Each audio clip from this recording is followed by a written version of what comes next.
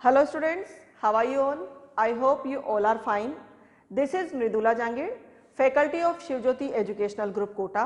बच्चों, आज हम संचयन पार्ट 2 सपनों के से दिन, पाठ 3 टोपी शुक्ला और व्याकरण के टॉपिक पदबंध, विज्ञापन लेखन और लघु कथा लेखन का दोहरान करेंगे।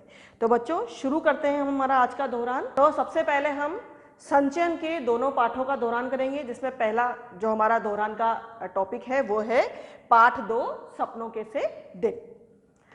बच्चों इसमें कुछ स्मरणीय बिंदु हैं जिनको हम देखेंगे और साथ में हम अपना पाठ को रिवाइज कर लेंगे। जैसे पहला बिंदु है बच्चों का खेल के प्रति लगाव। बच्चों आपने इस पाठ में पढ़ा है कि जो इस पाठ के लेखक हैं, लेखक गुरुदयाल सिंह, उन्होंने अपनी आत्मकथा के बारे में बताया है और अपनी जीवनी के विषय में उन्होंने बताते हुए अपने बचपन के दिनों का इसमें वर्णन किया है। और बचपन के दिनों का वर्णन करते हुए वह बता रहे हैं कि बच्चों का खेल के प्रति लगाव, यानी जो छोटे बच्चे होते हैं उनका खेल में बहुत लगाव होता है, उन्हें खेलना बहुत पसंद आता है और इसीलिए वह छोटे छोटे बच्चे चाहे उनके पैर छिल जाएं, उनके घुटने में चोट लग जाए, लेकिन उसके बाद भी वह निरंतर खेलते रहते हैं। और इस तरह खेलने से कई बार उनकी जो माँ है, उनकी जो बहनें हैं, वह उनकी पिटाई भी करती है, लेकिन इतनी मार खाने के बाद भी वह खेल के प्रति अपना मोह नहीं त्याग पाते हैं। अगला इसका पॉइंट है लेखक के बाल सखा। यहाँ पर वो बता रहे हैं कि लेखक के जो बचपन के साथी हैं वो सब उनके जैसे ही आसपास के गांव से आए हुए परिवारों से थे, जो उनके साथ साथी थे, जो कुछ उनके साथ स्कूल भी जाते थे और कुछ स्कूल नहीं भी जाते थे या अपने माता पिता के साथ वह काम कराने लग जाते थे। कुछ साथी ऐसे थे जो कभी स्कूल गए लेकिन पसंद ना आने पर तालाब में बस्ता फेंक आए और उसके बाद कभी विद्यालय गए ही नहीं। कुछ के माता पिता उन्हें पढ़ाना आवश्यक नहीं मानते थे। लेखक के मित्र अधिकतर उन परिवारों में से थे जो राजस्थान और हरियाणा के आसपास के गांव से मंडी में व्यापार करने आए थे। उनकी भाषा के कुछ शब्द लेखक की समझ में नहीं आते थे, लेकिन फिर भी जब वह आपस में खेलते थे तो एक दूसरे के मन की बातों को आसानी से समझ जाते थे। तीसरा पॉइंट है बचपन में स्कूल की छुट्टियां और उनका उपयोग। लेखक के बचपन में स्कूल में शुरुआत में 1.5-2 महीने की छुट्टियां होती थी। पहले 1 महीना पढ़ाई होती थी, उसके बाद 1.5-2 महीने की गर्मी की छुट्टियां शुरू हो जाती थी। उन्हें उन छुट्टियों से पहले और आखिरी दिनों का फर्क आज भी याद है, क्योंकि जो पहले के 2-3 सप्ताह होते थे वो ननिहाल जाते थे, वहाँ पर खूब मौज मस्ती करते थे, तालाब में नहाते थे। और जब बाद में छुट्टियां बीतने लगती थी तो मास्टरों की पिटाई का भय उनके मन में बढ़ता जाता था, क्योंकि छुट्टियों में अध्यापकों द्वारा जो कार्य दिया जाता था करने के लिए, वह कार्य करने की चिंता उनके मन में बढ़ जाती थी और कार्य पूरा न होने पर मास्टरों की पिटाई का भय भी बढ़ने लगता था। अगला पॉइंट है लेखक का स्कूल एवं अध्यापक। इसके बाद वह अपने स्कूल के बारे में, अपने अध्यापक के बारे में बताते हैं कि उनका स्कूल बहुत छोटा सा था, H अक्षर के आकार का बना हुआ था, 9 कमरे थे उनके, और उनके जो हेडमास्टर जी हैं उनका नाम था मदन मोहन शर्मा जी। जब वे प्रार्थना स्थल पर आते थे और लड़कों को पंक्तिबद्ध खड़े हुए देखते थे तो वो बड़े प्रसन्न हो जाते थे। प्रीतम चंद्र जो उनके पीटी सर थे, वो लड़कों को कतार में देखकर उन पे ध्यान रखते थे, नजर रखते थे कि सभी बच्चे पंक्ति में सीधे खड़े हैं या नहीं खड़े हैं, और यदि कोई बच्चा पंक्ति में खड़ा नहीं होता था या थोड़ा भी इधर उधर हो जाता था तो वह उसकी बुरी तरह से पिटाई करते थे। जरा सी गलती करने पर खाल खींचने के मुहावरे को वो चरितार्थ करते थे। हेडमास्टर जी का स्वभाव इसके बिल्कुल विपरीत था। वे कभी किसी की चमड़ी नहीं उधेड़ते थे, यानी कभी किसी बच्चे को वह मारते नहीं थे। अधिक गुस्सा करने पर, यदि वो कभी कभी ज़्यादा गुस्सा आ जाता था तो जल्दी जल्दी अपनी आंखें झपकाते थे और उल्टी उंगलियों से एक हल्की सी चपत बच्चे को लगा देते थे, और इस पर कमजोर से शरीर वाले बच्चे भी हंसने लगते थे। अगला पॉइंट है लेखक की स्काउट में रुचि। वैसे तो लेखक का मन स्कूल जाने में नहीं लगता था, उसकी इच्छा नहीं होती थी स्कूल जाने की, लेकिन कभी कभी उसे स्कूल जाना अच्छा लगता था जब उनके जो पीटी सर थे वो नीली पीली झंडियां हाथों में लहराकर जब परेड करवाते थे, मार्च करवाते थे, तब उन्हें स्कूल जाना बहुत अच्छा लगता था। और यदि वे सभी बच्चे कोई गलती नहीं करते थे तो पीटी सर उन्हें शाबाश कहते थे और वो शाबाश उनके लिए बहुत महत्वपूर्ण होती थी। अगला पॉइंट है लेखक के परिजनों की पढ़ाई के प्रति अरुचि। हेडमास्टर शर्मा जी की लेखक पर बड़ी अनुकंपा थी, यानी कि वह उनका ध्यान रखते थे। वे एक धनाढ्य लड़के को पढ़ाने जाते थे घर पर और उसकी 1 साल पुरानी पुस्तकें लेखक को दे देते थे और इसी कारण लेखक इतने समय तक पढ़ सके थे, क्योंकि उनके परिवार में उनके अलावा और कोई भी बच्चा विद्यालय नहीं गया था और उन्होंने अपनी पढ़ाई पूरी नहीं की थी। अगर यद्यपि पढ़ाई का पूरे साल का खर्चा 2-3 रुपए ही आता था, लेकिन यदि वह खर्चा घर वालों को करना पड़ता तो शायद उनकी जो पढ़ाई थी वो दूसरी तीसरी कक्षा में ही छूट जाती, लेकिन हेडमास्टर जी की वजह से ही वह अपनी पढ़ाई पूरी कर पाए थे। लेखक के परिजनों की पढ़ाई में अरुचि। इसके बाद है लेखक को दूसरे विश्व युद्ध की याद। लेखक को दूसरे विश्व युद्ध की याद आती है। उनकी रियासत पर अंग्रेजों का कब्जा था, जब वो छोटे थे तब अंग्रेजों का राज्य था हमारे देश पर और उनकी रियासत पर भी अंग्रेजों का ही अधिकार था। अंग्रेज गांव के युवकों को फौज में भर्ती करने के उद्देश्य से गांव आते थे और तरह तरह के प्रलोभन देकर, नौटंकी के द्वारा यानी नाटक के माध्यम से उनको सुख सुविधाओं का लालच देकर उन्हें फौज में भर्ती कर लेते थे।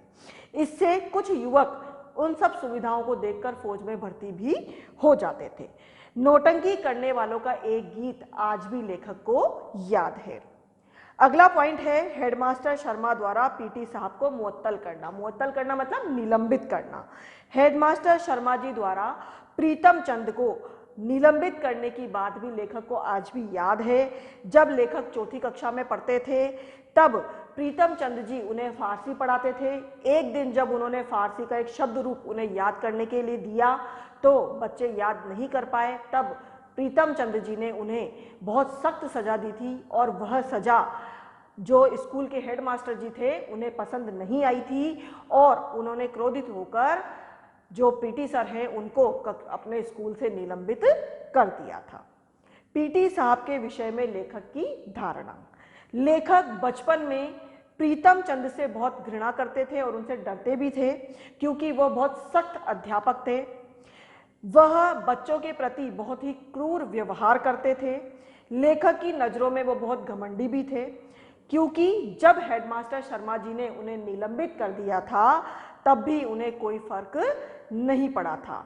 वे अपने किराए के मकान में आराम से रह रहे थे और अपने पालतू तोतों को दिन में कई बार वो बादाम की गिरियां खिलाते रहते थे। लेखक को एक बात का आश्चर्य होता था कि जो व्यक्ति बच्चों के प्रति इतना क्रूर है वह अपने तोतों से इतना स्नेह कैसे कर पाता है। तो बच्चों ये है उनके बचपन की आत्मकथा। अब हम दूसरा जो पाठ है हमारा टोपी शुक्ला उसका दौरान करेंगे। संचयन का पाठ 3 है टोपी शुक्ला। इसके कुछ स्मरणीय बिंदु हम देखते हैं। टोपी शुक्ला एवं इफ्फन का परिचय। जैसा कि आप जानते हैं कि टोपी शुक्ला जो कहानी है वह 2 मित्रों की कहानी है। एक है टोपी शुक्ला और एक है इफ्फन। टोपी शुक्ला का पूरा नाम है बलभद्र नारायण शुक्ला और इफ्फन का नाम है सैयद जरगा मुर्तुजा, लेकिन यह दोनों टोपी और इफ्फन के नाम से ही जाने जाते हैं। टोपी शुक्ला की इस कहानी का मुख्य पात्र टोपी शुक्ला है। वह एक हिंदू ब्राह्मण है और उसका वास्तविक नाम बलभद्र नारायण शुक्ला है। इफ्फन टोपी का दोस्त है, वह एक मुस्लिम लड़का है और टोपी उसे इफ्फन ही पुकारता है। यद्यपि उसे इफ्फन को उसका यह नाम पसंद नहीं है, उसे इफ्फन पुकारना उसे पसंद नहीं है, लेकिन फिर भी टोपी जब उसे इफ्फन पुकारता है तब वह इसी नाम से उसे जवाब भी देता है। चौथी कक्षा में पढ़ते हुए दोनों की दोस्ती हो जाती है। इफ्फन के परिवार का परिचय। इरफान के दादा और जो परदादा हैं वो प्रसिद्ध मौलवी थे। वे कट्टर परंपरावादी थे, हिंदुस्तान को काफिरों का देश मानते थे, यानी पराया देश मानते थे। वह यहीं पैदा हुए, यहीं मरे, लेकिन वह यह वसीयत करके मरे थे कि उनकी लाश करबला ले जाई जाए। जैसा हमने पढ़ा था कि करबला मुस्लिम संप्रदाय का एक पवित्र तीर्थ स्थान है जहां पर उन्होंने अपनी लाश को दफनाने के लिए कहा था। उसके पिता सैयद मुर्तजा हुसैन मरे, परंतु ऐसी कोई वसीयत करके नहीं मरे। इरफान की जो परदादी थी वो भी बहुत नमाजी बीवी थी, वह भी कट्टर परंपरावादी थी। दादी, जो इरफान की दादी थी, वो भी नमाज रोजे की पाबंद थी, लेकिन वह इतनी कट्टरवादी नहीं थी। इस समय उनके घर में उसकी बाजी यानी बड़ी बहन, उनके अब्बू यानी उनके पिता, उनकी अम्मी और एक छोटी बहन नुजहत भी थी। जो इरफान के पिता हैं वो बनारस के कलेक्टर हैं। इरफान की दादी का परिचय, अब इसके बाद इरफान की दादी का परिचय बताया गया है कि इरफान की दादी एक जमींदार की बेटी थी। उन्होंने अपने पिता के घर में खूब दूध दही खाया था।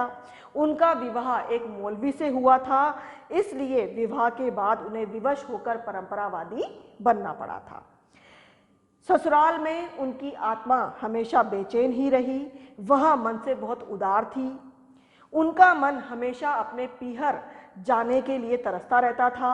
वह अपने बेटे की शादी में गाना बजाना करना चाहती थी, लेकिन मौलवी के घर में गाना बजाना वर्जित होता है, इसलिए वह अपने मन के शौक पूरे नहीं कर पाई।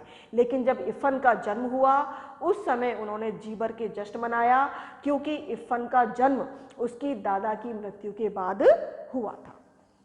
अगला पॉइंट है टोपी का इरफान की दादी से लगाव। टोपी इरफान के घर आता जाता था, उसे इरफान की दादी से बहुत लगाव था। इसका कारण यह था कि दादी जो थी वो पूर्वी भाषा बोलती थी और ऐसी ही भाषा टोपी शुक्ला की माँ भी बोलती थी, तो उसे अपनी माँ और इरफान की दादी दोनों एक जैसी लगती थी। और जो इरफान की दादी थी वो टोपी शुक्ला से बहुत लगाव रखती थी, उसे बहुत दुलार देती थी और इसी कारण वह उसकी दादी के साथ रहना पसंद करता था। दादी से उसे बहुत ही अपनापन और प्रेम मिला था, जो उसे अपने परिवार में अपनी दादी से कभी भी नहीं मिला था। इसके बाद आगे वो वर्णन करेंगे टोपी शुक्ला के परिवार के बारे में। टोपी शुक्ला के परिवार में उनके जो पिता हैं वो डॉक्टर हैं, उनका नाम है डॉक्टर भृगु नारायण शुक्ला। उनकी माता का नाम है राम दुलारी, उनकी दादी है सुभद्रा देवी, बड़ा भाई है मुन्नी बाबू और एक छोटा भाई है जिसका नाम है भैरव। घर में 2-3 नौकर भी हैं, जिसमें से एक बूढ़ी नौकरानी सीता है, और माता पिता उसका कोई विशेष ध्यान नहीं रखते थे। दादी हमेशा डांटती रहती थी और जो बड़ा भाई है मुन्नी बाबू वो उन्हें हमेशा परेशान करता रहता था। इस प्रकार टोपी को अपने परिवार से कभी वह अपनापन और प्यार नहीं मिला था। अगला पॉइंट है अम्मी शब्द पर परिवार में हंगामा। एक दिन भोजन की मेज पर बैठे टोपी शुक्ला ने अपनी माँ को अम्मी कह दिया था, क्योंकि वह इरफान के घर जाता था और इरफान के घर जाकर उसने अम्मी अब्बू ये शब्द सुने थे, उसे ये शब्द अच्छे लगे तो इन्हें दोहराता रहता था। एक दिन खाने की मेज पर जब उसने अपनी माँ को अम्मी शब्द से संबोधित किया तो इस शब्द को सुनते ही घर में भूचाल आ गया। खाना खाते खाते सबके हाथ रुक गए। दादी सुभद्रा देवी बहुत नाराज हुई और उससे कहा कि तुमने यह नाम कहाँ से सीखा है। जब उसने बताया कि उन्होंने इरफान से सीखा है तो उसकी दादी बहुत क्रोधित हुई।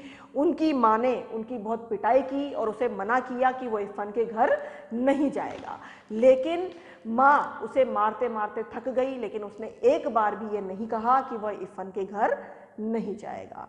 और उसी समय उनकी माँ ने, उनके जो भाई थे उन्होंने चुगली की कि उन्होंने उन्हें एक दिन कबाब खाते देखा था, बल्कि वास्तविकता ये थी कि कबाब उनके बड़े भाई ने खाए थे, लेकिन उन्होंने वह इल्जाम भी टोपी शुक्ला के सर पर डाल दिया था। इसके बाद अगला पॉइंट है इरफान की दादी की मृत्यु। अचानक इरफान की दादी का निधन हो गया। यह सुनकर टोपी बहुत रोया। वह इरफान के घर गया, लेकिन दादी के बिना उसे इरफान का घर बहुत ही सूना लगा। खाली खाली सा लगा। वह दादी का नाम तक नहीं जानता था, लेकिन उन दोनों के बीच एक अटूट रिश्ता बन चुका था। दोनों अलग अलग होते हुए भी दोनों में एक अपनापन हो गया था और इसीलिए टोपी को इफ़न का घर दादी के न होने पर बहुत ही सूना लग रहा था। अगला पॉइंट है इफ़न के पिता का तबादला। 10 अक्टूबर सन 45 को इफ़न के पिता का तबादला बनारस से मुरादाबाद हो जाता है। इफ़न के पिता जो है पूरे परिवार के साथ वहाँ से चले जाते हैं और इफ़न भी वहाँ से चला जाता है और टोपी का एकमात्र जो दोस्त है वो उससे दूर हो जाता है और टोपी अब अकेला पड़ जाता है। इफ़न की दादी पहले ही मर चुकी थी। वह टोपी अब अकेला हो गया था, इसलिए वो बहुत उदास रहने लगा। उसने प्रतिज्ञा की कि अब वह कभी ऐसे लड़के से दोस्ती नहीं करेगा जिसके पिता की बदली होती रहती है, यानी जिसके पिता का ट्रांसफ़र होता रहता है, जिससे वह अपने दोस्त से दूर न हो सके। अगला पॉइंट है नए कलेक्टर के बच्चों का दुर्व्यवहार। जब इफ़न वहाँ से चला जाता है तब उस बंगले में नए कलेक्टर आते हैं, ठाकुर हरिनाम सिंह।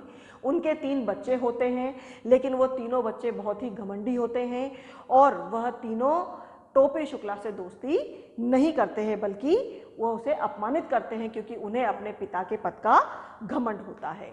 और जब वह उनसे दोस्ती करने जाते हैं तो वह उसे अपने कुत्ते से कटवा देते हैं और उसके बाद टोपी कभी उनके बंगले में नहीं जाता है। सीता नौकरानी के आंचल की छाया। और जब वहाँ वो देखता है कि अब उसका कोई भी साथी नहीं है, अब टोपी बिल्कुल अकेला रह गया है, तो उसके घर में भी उसे कोई समझने वाला नहीं है। केवल एक बूढ़ी नौकरानी है सीता, जो उससे हमदर्दी रखती थी और उसे अपने पोते की तरह दुलार करती थी और इसीलिए अब वह पूरा समय, ज़्यादातर समय अपनी बूढ़ी नौकरानी सीता के साथ ही बिताने लगता है। 9वीं कक्षा में 2 बार फेल होना। टोपी 9वीं कक्षा में 2 बार फेल हो गया था।